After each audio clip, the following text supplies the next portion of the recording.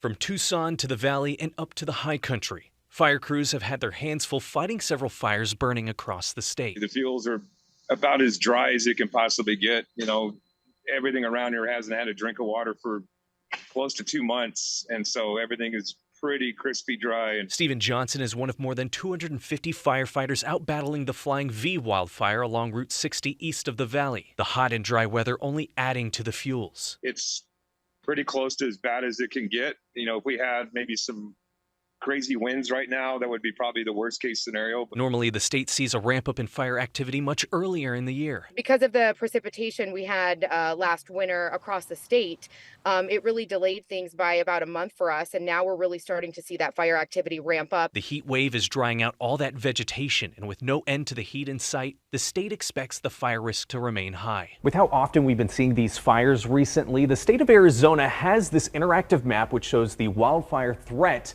across the entire state. The darker the red, the higher the threat. You can then zoom in on areas, say where you live, like the valley, and check out where that high risk is, like to the north or even to the south. You can go up to the high country or even out east to where that Flying V fire is at. A lot of these areas in red are spots that saw a decent amount of rain this past winter. Statistics show humans are to blame for more than 80% of wildfires. And in Arizona, one of the biggest causes, according to the state, is dragging chains. Especially along the 10, the 17. They cause multiple fire starts along the road. Oftentimes we have to shut down those interstates or highways to fight the fire. Whenever you're towing a trailer or a boat, make sure that your chains aren't hitting the pavement, because those sparks can ignite nearby dry brush.